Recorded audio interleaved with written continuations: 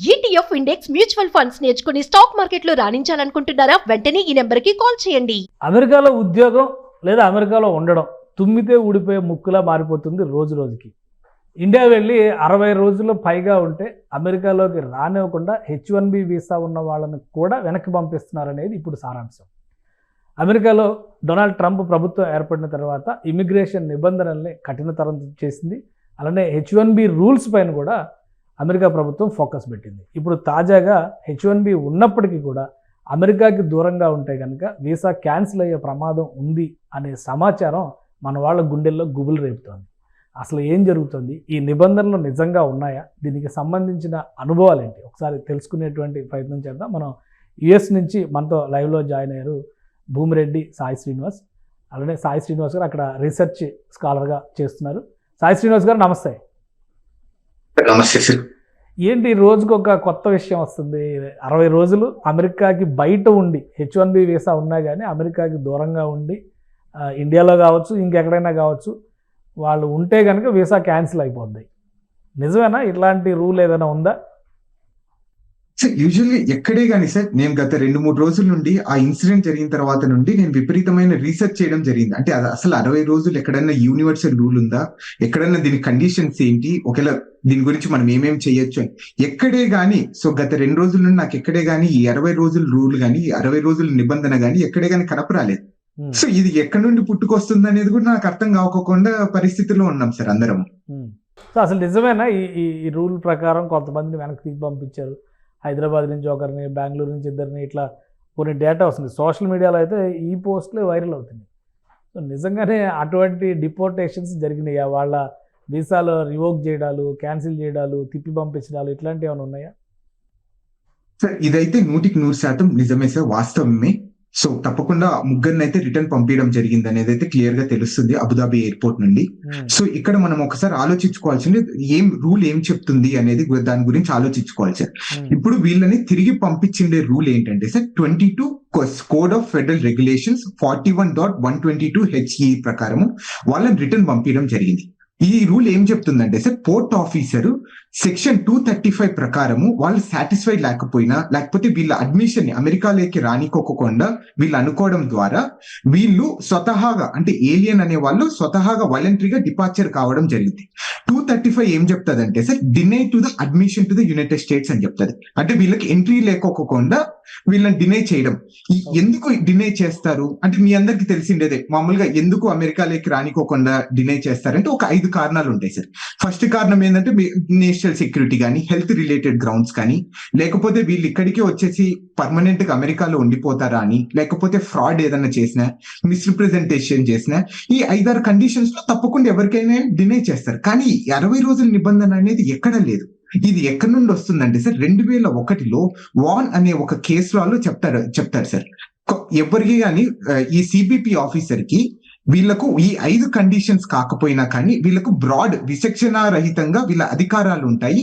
ఈ 5 కండిషన్స్ కాకపోయినా కానీ మిగతా కండిషన్స్ ని వీళ్ళు స్వతహాగా తీసుకొని when they are facially and legitimate act అన్నప్పుడు వీళ్ళు ఏదైనా కానీ రూల్ తీసుకొని వాళ్ళ వీసా రివోక్ చేసే అధికారము సిబిపి ఆఫీసర్ కి ఇవ్వడం జరిగింది ఆ కేసు ద్వారా. దాని తర్వాతనే వీళ్ళన్ని సిబిపి ఆఫీసర్ ఏది చెప్పినా గానీ, వాళ్ళు ఏ విచక్షణ రహితంగా వాళ్ళు ఏదైనా అధికారాన్ని వాడి ఇట్లాంటివి చేసినా గానీ అది లీగలీ వ్యాలిడ్ అయిపోతుంది, ఫేషియలీ లెజిటిమేట్ అయిపోతుంది. ఇక్కడ వాళ్ళు ప్రూవ్ చేయాల్సిందేది ఒకటే సార్, ఎందుకు ఫేషియలీ లెజిటిమేట్ అనేది ఒకటే ప్రూవ్ చేయాలి. అంటే 60 రోజుల కన్నా ఇండియాలో ఉండడం వల్ల అమెరికాకు నష్టం కానీ, లేకపోతే ఏంటి ఎందుకు నష్టపడతారు అనే దాని గురించి ఒకటి వాళ్ళు ప్రూవ్ చేయాల్సిందేది వస్తుంది సార్. కేసు అయిన తర్వాత ఈ ముగ్గురు డిపోర్టేషన్ అయిన తర్వాత అక్కడ అమెరికా మీడియాలో కానీ లేదా మన తెలుగు కమ్యూనిటీ, తెలుగు సర్కిల్స్లో కానీ ఏదైనా డిస్కషన్ జరుగుతుందా? రీజన్స్ ఏంటి, ఎందుకు వెనక్కి పంపించారు? పైగా అబుదాబి దగ్గర నుంచే వెనక్కి పంపించిన నేపథ్యంలో అక్కడ లీగల్ గా ఏమన్నా సపోర్ట్ దొరికే అవకాశం ఉందా వాళ్ళకి? సార్ సిబిపి అంటే ఈ పోర్ట్ ఆఫ్ ఎంట్రీలో జరిగేదానికి ఎక్కడే గానీ లీగల్ రైట్ గానీ, లీగల్ హక్కులు గానీ ఎక్కడే గానీ మనం వాడడానికి అవకాశం ఉండదు సార్. అది ఫస్ట్ ఆఫ్ ఆల్ మనం చాలా క్లియర్ గా తెలుసుకోవాల్సింది. మీ అందరికి ఒకటే చెప్తున్నాను సార్ ఈ సందర్భంగా, వీసా అనేది హక్కు కాదు sir, it's a privilege. So వాళ్ళు అమెరికా వాళ్ళు, సో మనకి ఇచ్చిన ప్రివిలేజ్ అట్లాంటిది. సో అందరు ఏమనుకుంటారు, మనకు వీసా ఉంటే మనం డైరెక్ట్ గా అమెరికాకి వెళ్ళిపోవచ్చు, కానీ ఎక్కడే కానీ అది లేదు. సిబిపి ఆఫీసర్ ని మీరు సాటిస్ఫై చేసిన తర్వాతే మీరు అమెరికాలోకి ఎంటర్ కావాలి. అమెరికాలో మీరు వచ్చిన పర్పస్ ని సాటిస్ఫై చేయగలరు. దాని తర్వాతే మీరు ఏదైనా చేయగలరు తప్ప మీకు వీసా వచ్చినంత మాత్రం మీరు అమెరికాకు వచ్చేసి మాకు అధికారాలు ఉన్నాయి, హక్కులు ఉన్నాయనే దానికైతే అసలు లేదు సార్. ఇక్కడ ఇంకొకటి ఏంటంటే, మీరు మంచి ఒక క్వశ్చన్ అడిగారు, అంటే ఏమన్నా మన కోర్టుకి వెళ్ళే అవకాశం ఉందా, ఏదైనా లీగల్ రైట్స్ ఉంటాయని. ఇక్కడ పోర్ట్ ఆఫ్ ఎంట్రీలో జరిగేదానికి ఎక్కడే గానీ లీగల్ రైట్స్ అనేది ఎక్కడ లేదు సార్. ఇది కంప్లీట్ గా ఎక్సెప్షన్. దీనికి ఎక్కడే గానీ జ్యుడిషియల్ రివ్యూ గానీ మీరు కోర్టుకి వెళ్ళి మా హక్కులు కాల రాస్తున్నారు వీళ్ళు అనే దానికి అసలు లేదు. ఎందుకంటే వీసా అనేది ఒక హక్కు కాదు, ఇట్స్ ప్రివిలేజ్. అది క్లియర్ గా చెప్పడం జరుగుతుంది సార్. కానీ అంటే ఇప్పుడు మరి వాళ్ళు ప్రాజెక్టుల మధ్యలో ఉండొచ్చు, ఆల్రెడీ కొన్ని కమిట్మెంట్స్ ఉండొచ్చు, అక్కడ కొంతకాలం ఉండి బయటకు వచ్చిన వాళ్ళు అయి ఉండొచ్చు. సో వాళ్ళ ప్రయోజనాలు కూడా ప్రొటెక్ట్ చేయాల్సినటువంటి అవసరం ఉంటుంది కదా. ఇది ఆ రకమైనటువంటి అవకాశం ఏమీ లేదా? అంటే ఆ రకమైన అవకాశం అయితే ప్రస్తుతానికైతే ఎక్కడ కనపరావడం లేదు సార్. అంటే ఇక్కడ మీరు క్లియర్ గా చూసుకుంటారు, అంటే ఇప్పుడు ఫర్ ఎగ్జాంపుల్ ఇప్పుడు ఏదైనా ఎమర్జెన్సీ ఉండి, ఫ్యామిలీ ఎమర్జెన్సీ ఉండి, ఎవరన్నా సో చావు బతుకుల్లో ఉండడం, లేకపోతే మనకి ఏదైనా యాక్సిడెంట్ జరిగి ఇండియాలో మనము దాన్ని రికవర్ కావడానికి 6-7 నెలలు టైం పడుతుంది. ఆ టైంలో పరిస్థితులు కూడా వీళ్ళు ఆలోచించుకోకుండా, ఈ ఎమర్జెన్సీ సిచ్యువేషన్స్ కూడా వీళ్ళు చూసుకోకుండా ఇలా వీసాని రివోక్ చేయడం అనేది నాకైతే కరెక్ట్ అనిపించడం లేదు. అండ్ వాళ్ళు క్లియర్ గా చెప్తున్నారు ఆ ముగ్గురు, మాకు ఎమర్జెన్సీ క్లియర్ గా ఉంది, మాకు ఎమర్జెన్సీ మా ఫ్యామిలీ ఇష్యూస్ లేకపోతే హెల్త్ ఇష్యూస్, ఆ క్లియర్ గా రీజన్స్ వీళ్ళ దగ్గర డాక్యుమెంటేషన్ ఉన్నా గానీ వీసా రిజెక్ట్ చేశారు అంటే వాళ్ళు ఎంత డిస్క్రిషన్, ఆ విచక్షణ రహిత ఆ అధికారాన్ని ఎలా ఉపయోగిస్తున్నారు అని కూడా ఒకసారి మనము ఎవాల్యుయేట్ చేసుకొని మనం కూడా కొంచెం కేర్ఫుల్ గా ఉండడం చాలా బెటర్ సార్. అట్లనే ఇంకొకటి ఏంటంటే, ఒకవేళ మీకు అట్లాంటి సిచ్యువేషన్స్ వస్తే మీరు H1B పిటిషన్ ని విత్డ్రా చేసుకొని మళ్ళీ మీరు ఫ్యూచర్ లో రావడానికి అవకాశం ఉంటుంది. ఇప్పుడు ఫర్ ఎగ్జాంపుల్ ఈ సిచ్యువేషన్ లో కూడా సార్, ఇక్కడ ఎక్కడే కానీ వాళ్ళు స్వతహాగా వాలంటరీగా డిపార్చర్ అయ్యారు కాబట్టి నో ఇష్యూస్.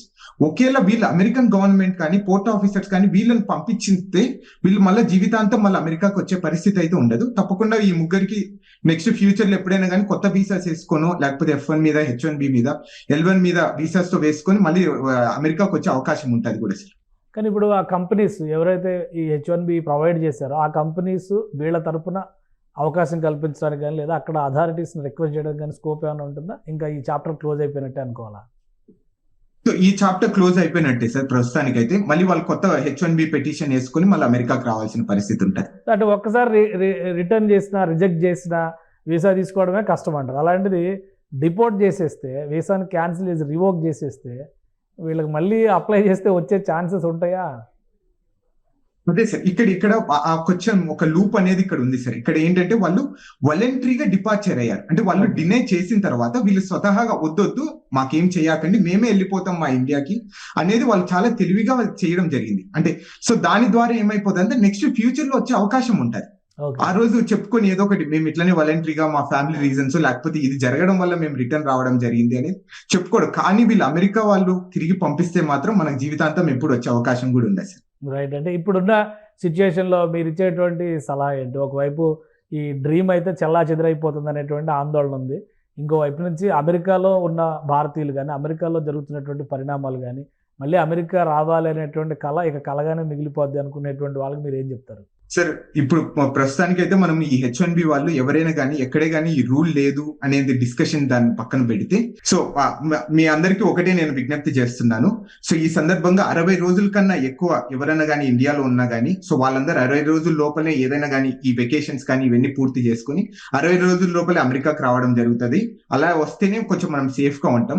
అలానే ప్రాపర్ డాక్యుమెంటేషన్ అనేది పెట్టుకోవడం అనేది నా సజెషన్. అంటే ఒక అటార్నీ దగ్గర నుండి కానీ, లేకపోతే మీ ఎంప్లాయర్ దగ్గర నుండి కానీ, అలానే మీ పే స్లిప్స్ కానీ, మీకు శాలరీ పడే డబ్బులు కానీ, ఇవన్నీ క్లయింట్ రిలేషన్షిప్ కానీ, ఈ డాక్యుమెంటేషన్ ప్రాపర్ గా పెట్టుకున్న తర్వాత మీ అటార్నీని, మీ ఎంప్లాయర్ ని కన్సల్ట్ అయిన తర్వాతే మీరు ఈ ట్రావెల్ ప్లాన్స్ కానీ, ఈ పోవడం కానీ రావడం కానీ చేస్తే చాలా బెటర్ గా ఉంటుందని అయితే నా విజ్ఞప్తి సార్ అందరికి. రైట్. ఇక జాబ్స్ కోసం ట్రై చేసే వాళ్ళకి H1B అనేది ఇప్పుడు ఆల్రెడీ 2 అంశాలు చెప్తున్నారు. నంబర్ తగ్గిపోతుంది అంటున్నారు, రూల్స్ స్ట్రిక్ట్ చేస్తారంటున్నారు. సో ఇవి జరుగుతున్నటువంటి సందర్భంలో ఇండియా నుంచి జాబ్స్ కోసం ట్రై చేసే వాళ్ళు తీసుకోవాల్సినటువంటి జాగ్రత్తలు ఏంటి? సార్ ఇక్కడ ఎవరే గానీ అంటే నేను నెంబర్స్ ప్రకారం అయితే ఇక్కడ పెద్ద తగ్గినట్టు కూడా నాకైతే ఎక్కడ కనపడడం లేదు సార్. ఎన్ని రూల్స్ ఎక్కువ స్ట్రిక్ట్ చేస్తున్నారో ఆ నెంబర్స్ పెరుగుతున్నాయి. నాకు అదే అర్థం కావడం లేదు నెంబర్స్ ప్రకారం చూసుకుంటే. లాస్ట్ టైం కి ఈ టైం కి అంటే 1,50,000 H1B పిటిషన్స్ తగ్గిపోయాయి అంతే. సో ఇవన్నీ ఏంటి, ఈ 1,50,000 ఏంటంటే నాకు తెలిసినంత వరకు కొంచెం దొంగగా వచ్చే వాళ్ళు, లేకపోతే సో వివిధ రకాలుగా ఏదైనా స్కామ్స్ చేసి రావాలనుకున్న వాళ్ళు కొంచెం తగ్గినట్టు ఉన్నారు తప్ప ఎక్కడే గానీ సో ఈ ఇంకా అమెరికన్ డ్రీమ్ అయితే నిలబడి అయితే ఇంకా ఆ ఆలోచనలు అయితే ఉన్నారైతే నేనైతే అనుకుంటున్నాను సార్. అంటే ఇప్పుడు వచ్చే వాళ్ళకు కూడా తప్పకుండా చాలా కేర్ఫుల్ గా సో మీరు ఏదైనా కానీ ప్రాపర్ ప్లానింగ్ తో ప్రాపర్ జాబ్ తోనే అమెరికాకు వస్తేనే మీకు అవకాశాలు ఉంటాయి. సో ఏదైనా కానీ ఒక ముందులాగా సో దొంగ సర్టిఫికేట్స్ పెట్టుకోను, లేకపోతే మీరు మొన్న చూసింటారు ఆల్మోస్ట్ సుమారు 5 మందిని మన హైదరాబాద్ లో అరెస్ట్ చేయడం జరిగింది దొంగ సర్టిఫికేట్ పెట్టుకున్నారని. అలాంటివి వచ్చే వాళ్ళకు మాత్రం అసలు అమెరికా అనేది కరెక్ట్ ప్లేస్ కాదు ఇప్పుడున్న పరిస్థితిలో. అలాంటివి అసలు చేయకండి అని అయితే నా suggestion sir. Right. Thank you Sai Srinivas గారు. ఇది H1B వీసాలు ఉండి కూడా దేశం నుంచి అంటే అమెరికా నుంచి దూరంగా 60 రోజులు పైబడి ఉన్న వాళ్ళకి జరిగినటువంటి అనుభవం చూసిన తర్వాత చాలామంది ఆందోళన చెందుతున్నారు. అయితే రూల్స్ పరంగా డాక్యుమెంటేషన్ పరంగా ప్రాపర్గా ఉన్న వాళ్ళకి మాత్రం ఎలాంటి ఇబ్బందులు లేవని సాయి శ్రీనివాస్ విశ్లేషిస్తున్నారు. మరోవైపు కొత్తగా వెళ్ళేటువంటి వారి సంఖ్య కూడా ఏమాత్రం తగ్గడం లేదు. పిటిషన్ పెట్టుకునేవాళ్ళు, అప్లికేషన్ పెట్టుకునే వాళ్ళు తగ్గొచ్చేమో కానీ వచ్చేటువంటి నంబర్లో మాత్రం పెద్దగా మార్పు లేదని చెప్పారంటున్నారు. సో ఏదైనా ఏ దేశం అయినా కానీ కరెక్ట్ ప్రొసీజర్ని ఫాలో అయితే ఆ దేశంలో విలువ గౌరవం ఉంటుంది. అలానే మన సొంత దేశానికి కూడా ఆ గౌరవం పెరిగేటువంటి ఛాన్సెస్ ఉంటుంది. ఎలాంటి మిస్లీడింగ్ ఇన్సిడెంట్స్కి మిస్లీడింగ్ అంశాలకి పాల్పడకుండా ఉంటే కనుక అమెరికా రావాలనేటువంటి డ్రీమ్ ఇప్పటికీ చెక్కు చెదరదని ఆయన విశ్లేషిస్తున్నారు. ఇది స్పెషల్ డిస్కషన్. Keep watching.